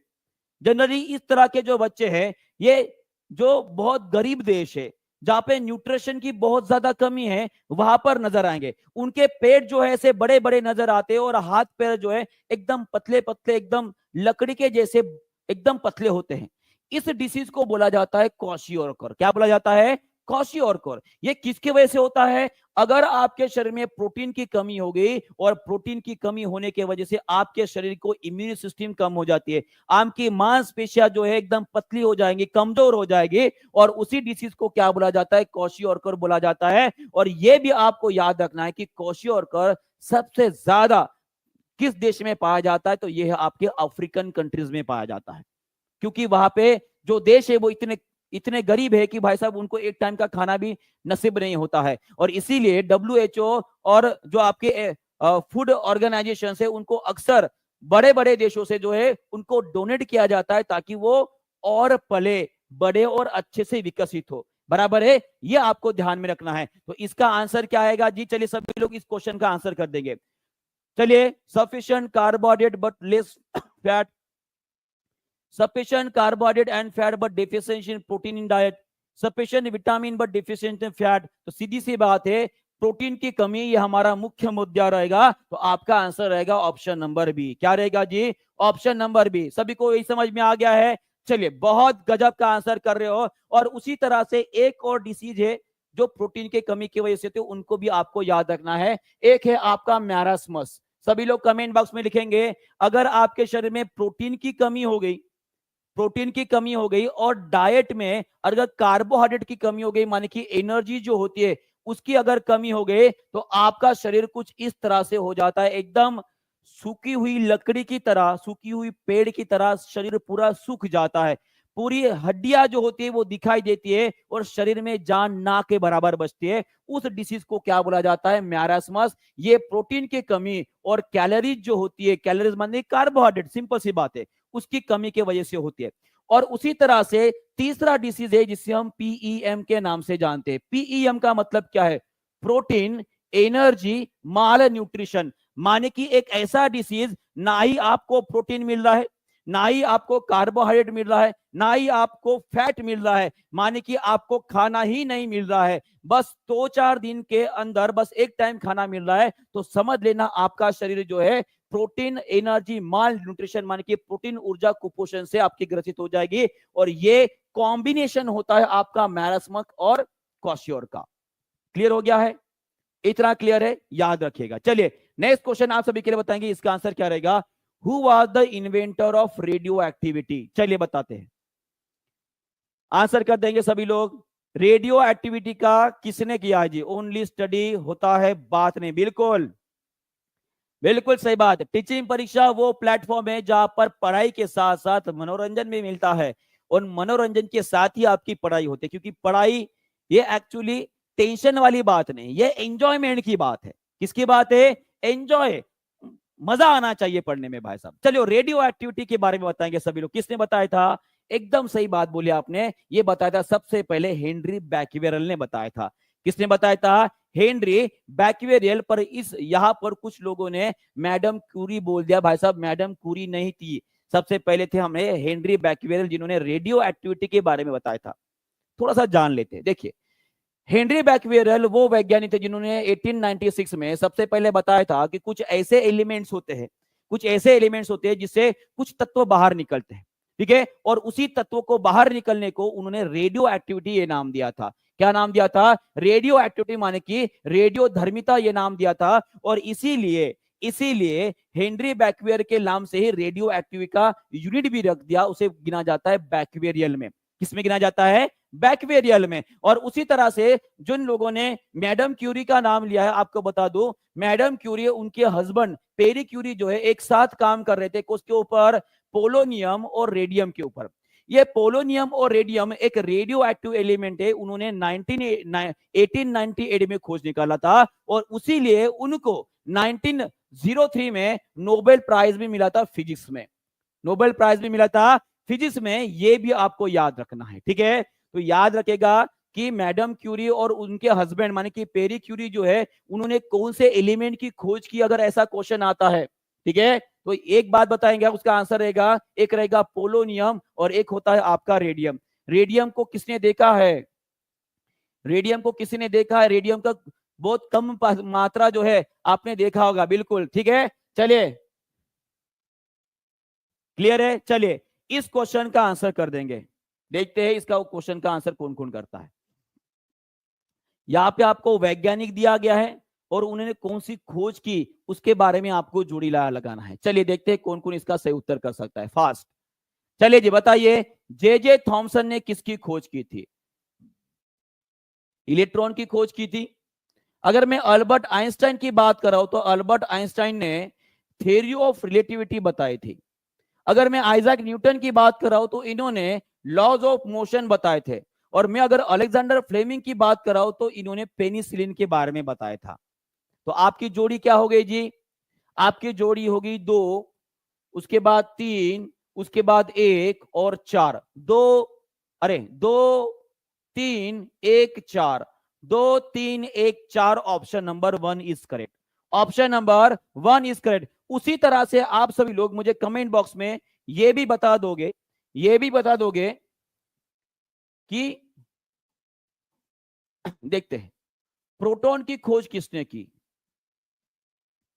उसके बाद न्यूट्रॉन की खोज किसने की, उसी तरह से सबसे पहला जो एटॉमिक मॉडल है वो किसने किसने सजेस्ट किया था। उसके बाद सबसे पहला सक्सेसफुल एटॉमिक स्ट्रक्चर बताने वाले वैज्ञानिक, एटॉमिक स्ट्रक्चर सक्सेसफुली बताने वाले वैज्ञानिक का नाम क्या है? चलिए देखते हैं कौन कौन इसका सही उत्तर करता है। बहुत बढ़िया। प्रोटॉन की खोज किसने की? रुदरफोर्ड। किसने की? रुदरफोर्ड ने की थी, बराबर है, रुदरफोर्ड ने की थी, बिल्कुल रुदरफोर्ड ने की थी। चलिए सभी लोग मुझे बताएंगे न्यूट्रॉन की खोज किसने की थी? फास्ट, सबको पता रहना चाहिए, ये वैज्ञानिक ऐसे जिसको पूरी दुनिया कभी नहीं भूल सकती और आप तो कदा भी नहीं भूल सकते। बहुत बढ़िया, चांडविक जी ने की थी, ये भी आपका सही है। चलिए फर्स्ट एटॉमिक मॉडल किसने सजेस्ट किया था? भलाई वो फेल हो गया था, वो बात की बात है, पर इसका आंसर 99% लोग गलत करेंगे, मुझे पता है। 99% लोग गलत करेंगे, मुझे पता है। तो सबसे पहला एटॉमिक मॉडल सजेस्ट करने वाले वैज्ञानिक कौन थे? देखते हैं कितना लोग जो है, मुझे पता था आप वही बोलोगे। गोल्डस्टीन ने कैथोड एनोड रे की खोज की थी, याद रखिएगा, ठीक है। चलिए बहुत बढ़िया, प्रियांशु कुमारी जी ने एकदम सही उत्तर दिया है। फर्स्ट एटॉमिक मॉडल सजेस्ट करने वैज्ञानिक जे थॉमसन थे। कौन थे? जे थॉमसन थे, ये याद रखिएगा, अच्छे से याद रखिएगा भाई साहब, अच्छे से याद रखिएगा, ठीक है। और उसी तरह से पहला जो परमाणु जो स्ट्रक्चर होता है वो सक्सेसफुली बताने वाले, माने कि मैक्सिमम माना गया उनकी बातें, वैसे वैज्ञानिक कौन थे? तो वो थे आपके डाल्टन साहब जी। कौन थे? डाल्टन साहब जी थे। ये भी आपको याद रखना है। क्लियर हो गया है? याद रखिएगा अच्छे से, ठीक है। आने वाले समय में इसके ऊपर मैं क्वेश्चन पूछूंगा तो सबको आना चाहिए, ठीक है। चलिए नेक्स्ट क्वेश्चन की तरफ बढ़ते, चलिए इसका भी आंसर कर देंगे। चलिए बताइए इसका आंसर क्या रहेगा fast. Which one of the following is a negatively charge element? नकारात्मक रूप से आवेशित कौन होता है? अल्फा होता है, बीटा होता है, उसके बाद गामा होता है कि एक्स रे होता है? तो इसका आंसर क्या रहेगा? नकारात्मक बोला गया है तो इसका आंसर आपका बीटा रे रहेगा। क्या रहेगा? बीटा रहेगा। देखिए एक बात हमेशा ध्यान में रखिएगा कि जो भी आपका रेडियो एक्टिव एलिमेंट होता है जिसमें रेडियो धर्मिता नाम की जो विशेषता होती है, इसमें से अक्सर जो है कुछ पार्टिकल्स बाहर निकलते रहते हैं। जैसे कि मैं अगर यूरेनियम की बात कर रहा हूं या किसी रेडियो एक्टिव एलिमेंट की बात कर रहा हूं तो इसे अल्फा रेज, उसके बाद गामा रेज और बीटा रेज जो है बाहर निकलते रहते हैं। मैं अगर अल्फा रेज की बात करूंगा तो ये होते हो क्या? पॉजिटिवली चार्ज होते हैं। कैसे होते हैं? पॉजिटिवली चार्ज होते हैं। वही अगर मैं गामा की बात करूंगा तो गामा में कोई भी चार्ज नहीं होते, माने कि ये आवेशहीन होते हैं। कैसे होते हैं? आवेशहीन होते हैं, ये चार्ज लेस होते हैं। वही बीटा पार्टिकल की बात करूंगा तो ये निगेटिवली चार्ज होते हैं। कैसे होते हैं? निगेटिवली चार्ज होते हैं। इतनी सारी बातें आपको याद रखना है। यही खत्म नहीं होता है, इनके ऊपर और क्वेश्चन पूछा जाते हैं। कैसे? ऐसे यहां पे बोला गया है कि अगर मैं अल्फा, अगर मैं बीटा और अगर मैं गामा को कंपेयर करूं तो सबसे ज्यादा भेदन शक्ति किसमें रहेगी, सबसे ज्यादा भेदन शक्ति किसमें होती है। चलिए देखते हैं कितना लोग इसका सही उत्तर करता है। डायग्राम आपके सामने है, थोड़ा सा दिमाग लगाना है और बताइए कि ये सबसे ज्यादा भेदन शक्ति किसमें होती है। किसमें रहेगी जी, ये रहती है आपकी गामा किरणों में। किसमें रहती है, गामा किरणों में रहती है। और उसी तरह से मैं अगर आपको बात बोलूं कि अगर मैं अल्फा, अगर मैं बीटा और अगर मैं गामा और उसी तरह से मैं न्यूट्रॉन रे को अगर मैं कंपेयर करूं और अगर मैं बोलूं कि इन तीनों की, अगर मैं ये बोलूं कि तीनों की जो गति है वो गति जो है वो समान है। गति कैसे है, समान है, माने कि सबकी समान स्पीड है। और अभी अगर मैं आपको पूछूं कि सबसे ज्यादा भेदन शक्ति किसकी रहेगी, तो इस केस में आप किसका आंसर करोगे। देखते कौन कौन थोड़ा सा दिमाग लगाते हैं। चलिए सभी लोग इसका आंसर करेंगे। अगर इन तीनों चारों किरणों में सबकी सभी पार्टिकल्स की अगर मैंने गति समान पकड़ी है, सेम स्पीड से जा रहे हैं, तो सबसे ज्यादा भेदन शक्ति किसकी रहेगी, वो रहेगी आपकी न्यूट्रॉन की रहेगी। किसकी रहेगी, न्यूट्रॉन की रहेगी। ये आपको अच्छे से याद रखना है। कैसे रखना है, अच्छे से याद रखना है, बहुत इंपॉर्टेंट पॉइंट है। क्लियर हो गया है, क्लियर हो गया है जी, सभी को क्लियर है। चलिए बहुत बढ़िया, बहुत बहुत बढ़िया, ठीक है। चलिए आगे बढ़ते हैं, ठीक है, आगे बढ़ते हैं। चलिए नेक्स्ट क्वेश्चन की तरफ बढ़ते हैं। और उसी तरह से एक और पॉइंट रह गया, इसमें एक और क्वेश्चन पूछा जाता है। कौन सा, ये पूछा जाता है कि अल्फा बीटा गामा, क्या ये इलेक्ट्रिक फील्ड और जो हमारी मैग्नेटिक फील्ड होती है, मैग्नेटिक फील्ड माने कि जिसे बोलेंगे हम विद्युत चुंबकीय जो क्षेत्र होता है, क्या उसका असर पड़ता है, बिल्कुल पड़ता है। अगर मैं बीटा किरणों की बात करूंगा तो ये पॉजिटिव जो होता है, जिसे हम क्या बोलते हैं जी, एनोड बोलते हैं। क्या बोलते हैं, एनोड, उसके तरफ झुक जाएगी।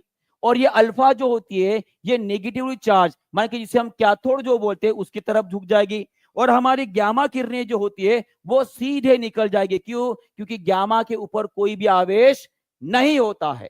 इतना क्लियर है। चलिए बहुत बढ़िया, नेक्स्ट क्वेश्चन की तरफ बढ़ते हैं। इसका आंसर कर देंगे, एसएससी सीजीएल 2018 में पूछा गया है। बहुत बढ़िया, सभी लोग आंसर देते रहेंगे। इसका आंसर क्या रहने वाला है, निम्नलिखित में से किस किरण की प्रवेश क्षमता सबसे अधिक होती है, हाईएस्ट पेनिट्रेटिंग पावर रहेगी, किसकी रहेगी जी, किसकी रहेगी, बहुत बढ़िया, गामा किरणों की रहेगी। किसकी रहेगी, गामा किरणों की रहेगी। उसके बाद में अगर आपको पूछूं इस क्वेश्चन का आंसर, रेलवे,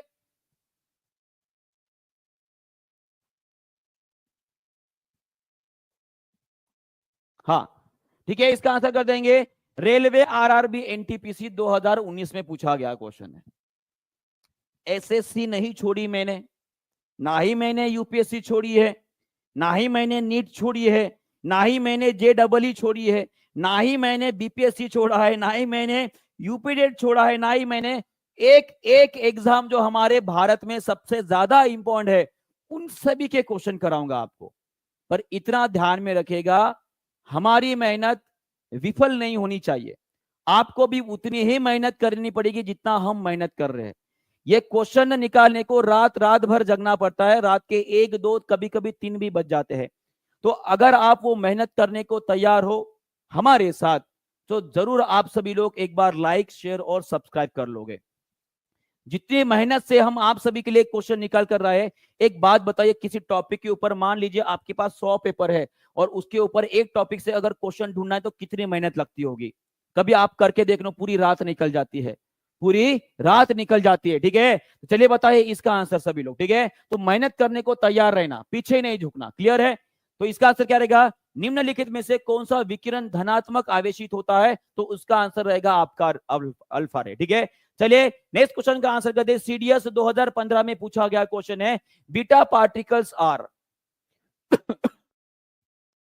जो बीटा पार्टिकल्स होते हैं वो कैसे होते हैं, न्यूट्रॉन से बने होते हैं, इलेक्ट्रॉन से बने होते हैं, प्रोटॉन से या पॉजिट्रॉन होते हैं। चलिए सभी लोग आंसर करेंगे, बीटा पार्टिकल्स नेगेटिवली चार्ज होते हैं। कैसे होते हैं जी, ये ऋणात्मक होते हैं। और ऋणात्मक कौन दिखाई दे रहा है, यहाँ पे इलेक्ट्रॉन दिख रहा है। कौन दिख रहा है? इलेक्ट्रॉन दिख रहा है, ये भी आपको याद रखना पड़ेगा। अगर मैं अल्फा किरणों की बात कर रहा हूं तो अल्फा किरणें ये पॉजिटिवली चार्ज होते हैं और ये और कुछ नहीं मतलब हीलियम के परमाणु होते हैं। क्या होते हैं? हीलियम के परमाणु होते हैं, ये भी आपको याद रखना है। क्लियर हो गया यहाँ पे? चलिए बहुत बढ़िया, नेक्स्ट क्वेश्चन की तरफ बढ़ते, इसका आंसर कर देंगे। यूपीटेट 2018 में पूछा गया क्वेश्चन है। चलिए fast, which type of radiation is stop by the paper? Paper से, एक पतला सा पेपर आपके पास है, न्यूज़पेपर है, और न्यूज़पेपर के कपड़े आपने पहन लिए, एक जॉकेट बनाकर भाई साहब लेबोरेटरी में चला गया, तो उस केस में कौन से किरणों को आप रोक सकते हो? अल्फा को, बीटा को, गामा को, या कोई भी नहीं? बताइए। अल्फा, बीटा, गामा, सबसे कम भेदन शक्ति किसकी होती है जी? किसकी रहती है सबसे कम भेदन शक्ति? वो होती है आपकी अल्फा किरणों की। किसकी होती है? सबसे कम भेदन शक्ति होती है आपकी अल्फा की। सेकंड नंबर पे बीटा रहेगा और थर्ड नंबर पे आपका गामा होता है, ये आपको याद रखना है। और चौथे नंबर पे सबसे ज्यादा भेदन शक्ति वाला कोई रे होगा तो न्यूट्रॉन रे होती है। कौन सी? न्यूट्रॉन रे होती है। ठीक है, तो उसके बाद एक और क्वेश्चन आप सभी के लिए। टेबल सॉल्ट, टेबल सॉल्ट नाम क्या है जी? NaCl। नाम क्या है? NaCl। NaCl बनता कैसा है? NaCl बनता कैसा है? चलिए,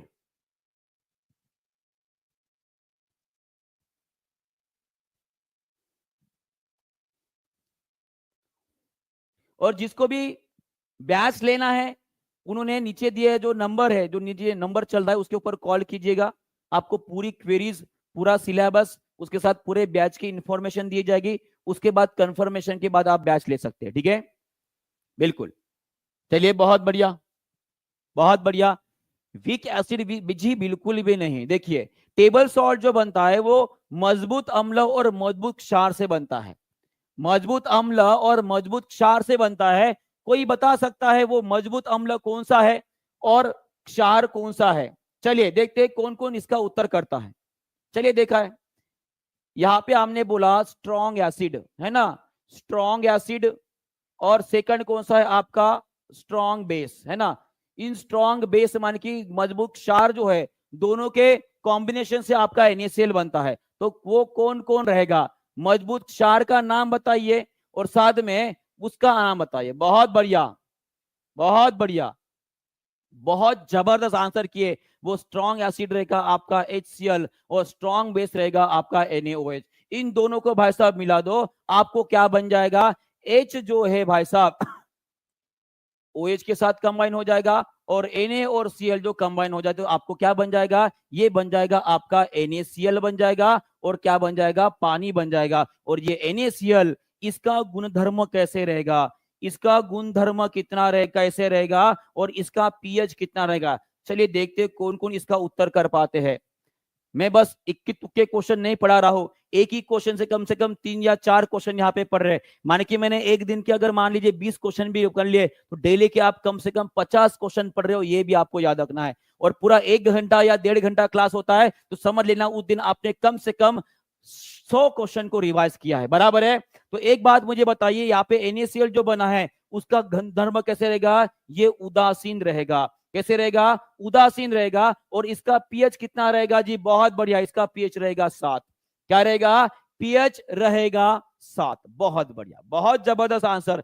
चलिए आगे की तरफ बढ़ते हैं। ये देखिए, हमने वही पढ़ा है कि NaCl जो है HCl और NaOH ये स्ट्रॉन्ग एसिड और स्ट्रॉन्ग बेस से बनता है। और यहाँ पे कौन सी रिएक्शन होती है? यहाँ पे होती है आपकी न्यूट्रलाइजेशन रिएक्शन। कौन सी होती है? न्यूट्रलाइजेशन, जिसे हम उदासीनीकरण बोलते हैं। क्या बोलते हैं जी? उदासीनीकरण बोलते हैं। और उदासीनीकरण में क्या होता है? एसिड और बेस माने कि अम्ल और क्षार एक दूसरे के साथ रिएक्ट करते हैं और क्या बनता है? नमक बनता है। और क्या बनता है? आपका पानी बनता है, H2 बनता है। ये आपको याद रखना है। क्लियर है? चलिए आगे बढ़ते हैं। और ये भी आपको याद रखना है, बहुत ज्यादा इंपॉर्टेंट है। ठीक है, बहुत ज्यादा इंपॉर्टेंट है। अगर मैं किसी स्ट्रॉन्ग एसिड और स्ट्रॉन्ग बेस की अगर बात कर रहा हूं तो इसमें बनता है आपका नमक और पानी बनता है। और ये सभी लोग मुझे बताएंगे ये कैसे रहेगा। उसके बाद स्ट्रॉन्ग एसिड और स्ट्रॉन्ग वीक बेस अगर है, माने कि अगर मैं HCl प्लस अमोनियम सॉल्ट अगर बनाता हूं तो इससे जो है भाई साहब आपका सॉल्ट बनता है। अमोनियम क्लोराइड बनता है और उसी तरह से यहाँ पे H2O बनता है। तो सभी लोग मुझे बताएंगे ये सॉल्ट का गुणधर्म कैसे रहेगा, क्योंकि यहाँ पे आपको नजर आ रहा है HCl कैसा है जी, ये स्ट्रॉन्ग है, और अमोनियम कैसा रहेगा, ये वीक बेस रहेगा। अमोनियम वाटर जिसे बोलेंगे, अमोनियम हाइड्रोक्साइड, बराबर है। तो एक बात मुझे बताइए, जो मजबूत रहेगा उसे उसी का गुण आने वाला है, माने कि यहाँ पे सॉल्ट जो बनेगा वो कैसे रहेगा, अम्लीय रहेगा। कैसे रहेगा, अम्लीय रहेगा, माने कि इसका पीएच 7 से कम रहेगा। पीएच कितना रहेगा, 7 से कम रहेगा। क्लियर है। चलिए आगे बढ़ते हैं, नेक्स्ट क्वेश्चन। चलिए बताइए इसका आंसर क्या रहेगा। बहुत बढ़िया, चलिए आगे बढ़ेंगे। Which of the following substances is used as a neutral indicator to test the acid and base? Turmeric रहेगा, शुगर रहेगा, सॉल्ट रहेगा, विनेगर रहेगा। एकदम इजी क्वेश्चन है। ये पता है किसमें पूछा गया है, ये एसएससी में पूछा गया क्वेश्चन है, साथ में ये आरआरबी ग्रुप डी में भी आया है। किसमें आया है, ग्रुप डी में भी पूछा गया क्वेश्चन है। तो इसका आंसर क्या रहेगा जी, बहुत सही बताया, इसका आंसर रहेगा आपका टर्मरिक। क्या रहेगा, टर्मरिक। एक बात मुझे बताइए, अगर मैंने हल्दी एसिड में डाल दिया, अगर मैंने हल्दी बेस में डाल दिया, अगर मैंने हल्दी किसी क्या बोले उदासीन या किसी बोलेंगे न्यूट्रल सब्सटेंस में डाल दिया, तो आपको कौन सा रंग मिलेगा। हल्दी अगर मैंने एसिड में डाल दिया तो कौन सा रंग रहता है, इसका पीला रंग ही रहेगा। क्या रहेगा, पीला रंग ही रहेगा, कुछ भी बदलाव नहीं आएगा। अगर मैंने हल्दी बेस में डाल दिया तो भाई साहब आपको क्या मिल जाएगा, आपको लाल रंग मिल जाएगा, रेड कलर मिल जाएगा, बराबर है। और उसी तरह से किसी न्यूट्रल चीज में डाल दोगे तो यहाँ पे भी आपको पीला रंग ही मिलेगा, हल्दी में कोई भी बदलाव नहीं होता है। एक कॉमन सा एग्जांपल आपको बताता हूं, अगर मैंने हल्दी का पानी लिया, अगर मैं हल्दी से बना हुआ पानी लूंगा और उसमें अगर मैंने साबुन मिला दिया, साबुन का झाग बना लिया और उस पर अगर लिख रहा हूं, तो यहाँ पे आपको कौन सा रंग मिलता है, लाल रंग मिलता है। क्यों, क्यों, क्योंकि हल्दी जो होती है भाई साहब वो बेस के साथ। एक बात मुझे बताइए, जब साबुन की बात निकल ही गई है तो साबुन में कौन सा बेस होता है, कौन सा क्षार होता है।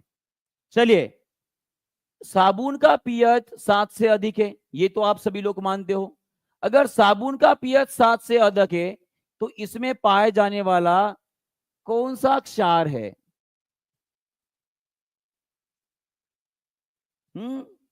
बताइए। बहुत बढ़िया, सोडियम एंड पोटेशियम के ऑक्साइड पाए जाते हैं। पोटेशियम के ऑक्साइड्स पाए जाते हैं किसमें, साबुन में होते हैं, ये आपको याद रखना है। और ये दोनों भी कैसे रहेंगे, क्षारीय रहते हैं। बहुत बढ़िया। चलिए नेक्स्ट क्वेश्चन, ठीक है, ये हमने टर्मरिक के बारे में देख लिया। चलिए इसका आंसर करेंगे। एसिड बेस सॉल्ट भी अक्सर आता है क्वेश्चन, ठीक है। चलिए बताइए, जल्दी जल्दी आंसर करेंगे, इसका आंसर क्या रहेगा, फास्ट। सभी लोग लाइक शेयर और सब्सक्राइब भी करते रहेंगे, ठीक है। डेली सब्सक्राइब करना है, बढ़ते जाना है और डेली क्लास का मजे भी लेना है, ठीक है। मजे लेते लेते पढ़ते रहना है। बहुत बढ़िया, सभी लोगों ने आंसर कर दिया है कि लिटमस पेपर को अगर एसिडिक सॉल्यूशन में डाल दोगे तो वो लाल हो जाएगा। कैसे हो जाएगा, लाल हो जाएगा। चलिए, ये कुछ बड़ा टॉपिक नहीं है, पर सिंपल से मैं आपको बता देता हूं। ब्लू लिटमस पेपर अगर आप एसिड में डाल दोगे तो ये आपका लाल हो जाएगा। अगर लाल लिटमस पेपर ये किसी आप बेस सॉल्यूशन में डाल दोगे तो ये आपका ग्रीन हो जाएगा। और जो यूनिवर्सल पेपर होता है वो अलग अलग रंग बताता है अकॉर्डिंग टू द स्केल, ठीक है। ये आपको याद रखना है, ये क्लियर है। चलिए बहुत बढ़िया। एक बात मुझे बताइए, ये लिटमस पेपर बनते किससे है, ये लिटमस पेपर किससे बनाए जाते हैं, किससे बनाया जाता है। इसका आंसर रहेगा आपका, लिख दू, बहुत बढ़िया। इसका आंसर रहेगा आपका लाइकेन, या जिसे हम लिचेन के नाम से जानते हैं। और लाइकेन और लिचेन क्या है जी, एक प्रकार के सहजीव संबंधी है। कैसे है, एक प्रकार के सहजीव संबंधी है, और ये भाई साहब एक दूसरे को मदद करते हैं। तो एक बात मुझे बताइए, अगर सहजीव संबंध की बात निकल ही गई है तो एक बात बताइए, लिचेन में सहजीव संबंधी कौन कौन होते हैं। एक होता है आपका फंगी माने कि कवक, और दूसरा होता है आपका अलगी माने कि शैवाल। फंगी क्या करता है जी, फंगी क्या करता है, ये भाई साहब आपका प्रोटेक्शन का काम करेगा। प्रोटेशन का काम करेगा, और अल्गी क्या बनाएगा, खाना बनाएगा जी, क्या बनाएगा, खाना बनाएगा, और एक दूसरे को सपोर्ट करते करते ये अपनी जिंदगी बिता देते हैं। ओके, चलिए आगे बढ़ते हैं। Next question, citric fruits. देखिए वो क्वेश्चन मैंने अभी अभी कुछ देर पहले आपको डिस्कस किया था, आया वही क्वेश्चन है ना। चलो बताओ इसका आंसर क्या रहेगा। सहजीव संबंधी, सहजीव संबंधी। चलिए, एक माइकोरिजिया भी होता है, माइकोरिजिया नाम का भी एक सहजीव संबंध होता है, जहां पे फंगी और जो कुछ प्लांट्स के रूट्स होते हैं उनमें पाए जाते हैं। ठीक है, ये अभी आपको याद रखना है, शायद आगे जाकर क्वेश्चन पूछ भी ले, हो सकता है वो क्वेश्चन आएगा तो आपको मैं डिस्क्राइब भी कर लूंगा। ठीक है, चलिए इसका आंसर क्या रहेगा जी, साइट्रिक फ्रूट में साइट्रिक फ्रूट पाया जाता है। उसी तरह से सभी लोग मुझे बताएंगे लैक्टिक एसिड कहां पर पाया जाता है, ये फॉर्मिक एसिड कहां पर पाया जाता है, ये एसिडिक एसिड कहां पर पाया जाता है। फॉर्मिक एसिडिक लैक्टिक एसिड कहां पर पाया जाता है, ये दही में पाया जाता है। और उसी तरह से एक और जगह पर पाया जाता है, अगर हमारे मानव शरीर में, अगर हमारे मानव में अवायवीय श्वसन हो जाए, अवायवीय श्वसन हो जाए, तो हमारी जो मांसपेशियां होती है, जो हमारी मांसपेशियां होती है, उस मांसपेशियों में लैक्टिक एसिड बनता है। क्या बनता है, लैक्टिक एसिड बनता है, ये आपको याद रखना है। अगर मैं फॉर्मिक एसिड की बात कर रहा हूं तो फॉर्मिक एसिड को ही दूसरा नाम क्या है जी, इसे ही बोला जाता है मिथानोइक एसिड। क्या बोला जाता है, मिथानोइक एसिड बोला जाता है। और ये कहां पे होता है, अगर मान लीजिए आपको इसने काट दिया, ऐसे ऐसे दांत होते हैं और ऐसे कुछ तो भी नजर आती है ना बड़े बड़े, और ऐसे ऐसे बहुत सारे उसको पैर होते हैं, इसका नाम क्या है जी, ये है आपकी चीटी। ये क्या है आपकी चीटी, ये क्या है आपकी चीटी ने काट दिया तो फॉर्मिक एसिड निकलती है। और उसी प्रकार से अगर मैं एसिडिक एसिड की बात कर रहा हूं तो एसिडिक एसिड कहां पर होता है जी, कहां पर होता है, ये कोई बता सकता है एसिडिक एसिड हमें कहां मिलता है। देखो मैंने यहाँ पे चिट्ठी निकाली तो सभी लोग चिट्ठी भेज रहे हो, हाँ सभी लोग चिट्ठी भेज रहे हो, बहुत बढ़िया। चलिए बहुत बढ़िया, ये विनेगर में माने कि सिरके में पाया जाता है, सिरके में पाया जाता है। सभी लोग मुझे बताएंगे टार्टरिक एसिड कहां पे पाया जाता है, टार्टरिक एसिड कहां पर मिलता है। बचपन में एक ऐसा फल आपने निकाला होगा, है ना, ऐसे दो पत्ते निकालते थे, बचपन की याद है। और उसी तरह से ऐसा भी फल आपने निकाला होगा, ऐसा, ऐसे बहुत सारे गोले, है ना, ऐसे बहुत सारे गोले गोले गोले गोले होते हैं, उसको क्या बोला जाता है। और उसी तरह से एक और चीज है भाई साहब जो इस तरह से नजर आती है, कहा गया है, इस तरह से नजर आती है और ऐसे पत्ते होते हैं उसके, है ना, इसको क्या बोलते हैं, ये आम हो गया, कच्चा आम, ये क्या है आपके ग्रेप्स है, और ये क्या है आपकी इमली है, क्या है, इमली है। क्लियर है, चलिए बहुत बढ़िया, आगे बढ़ते हैं। और ये पूरा का पूरा टेबल है जो लगभग आपको याद हो गया। बस इसमें कुछ बातें मैं आपको शेयर करना चाहूंगा, जैसे कि अगर मैं एप्पल की बात करूंगा, एप्पल के बारे में अक्सर अभी जो है क्वेश्चन आना ज्यादा पूछना शुरू हो गया। एप्पल और बनाना माने कि केले में कौन सा एसिड होता है, ये होता है आपका मैलिक एसिड। क्या होता है, एक सिंपल सा फंडा बताता हूं, एप्पल सस्ता होता है क्या, नहीं। कौन खाता है, जिसके पास माल ज्यादा होता है। एप्पल कौन खाता है, जिसके पास माल बहुत ज्यादा होता है। और बनाना कौन खाता है, जिसके पास माल बहुत कम होता है। सही बात बोला कि गलत बात बोला मैंने, जिसके पास माल बहुत ज्यादा है वो एप्पल खाएगा, और जिसके पास पूरा कंगाल है मतलब माल ही नहीं है तो वो क्या खाता है, केले खाता है भाई साहब। माने कि गरीबों का खाना केला और अमीरों का खाना एप्पल, माने कि मालदार पार्टियों का खाना माने कि आपका मिलेगा मैलिक एसिड। क्या मिलेगा, मैलिक एसिड, बराबर है, ऐसे याद रख सकते हो। और उसी तरह से स्ट्रॉबेरी, स्ट्रॉबेरी में क्या पाया जाता है, मैलिक एसिड और साइट्रिक एसिड दोनों भी पाया जाता है, खट्टा भी होता है और अच्छा भी होता है। उसके बाद टमाटर की अगर मैं बात कर रहा हूं तो टमाटर में क्या पाया जाता है, आपका साइट्रिक एसिड भी मिलेगा। और सबसे ज्यादा इसमें कौन सा एसिड होता है जी, मैलिक एसिड भी रहेगा, पर टोमेटो में सबसे ज्यादा पाया जाने वाला एसिड कौन सा होता है, चलिए बताएंगे, सभी लोग आंसर करेंगे। अरे किडनी स्टोन बनते हैं उससे, टमाटर खाओगे तो हाँ, ऑक्सैलिक एसिड कौन सा रहता है, ऑक्सैलिक एसिड होता है, ये मोस्ट करेक्ट रहेगा, ये मोस्ट करेक्ट रहेगा। और उसी तरह से आंवला जो होता है उसमें सबसे ज्यादा आपका एस्कॉर्बिक एसिड पाया जाता है। क्लियर है? ये सभी को आप अच्छे से याद रखो। चलिए आगे बढ़ते हैं, नेक्स्ट क्वेश्चन। इसके ऊपर थोड़े से एक दो क्वेश्चन ले लेते हैं। चलिए सभी लोग फास्ट आंसर करेंगे।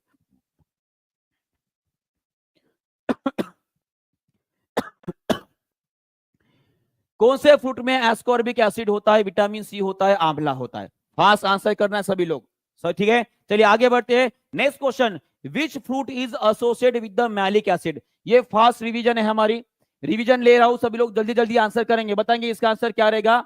सभी लोग आंसर करेंगे। मैलिक एसिड में किस में पाया जाता है? एप्पल में पाया जाता है, सेब में। जिसके पास माल है उसके पास एप्पल है, बराबर है। और उसी तरह से मैं बताऊंगा फोर्स किसका प्रोडक्ट रहेगा। चलिए, फोर्स किसका प्रोडक्ट है? न्यूटन का पहला नियम,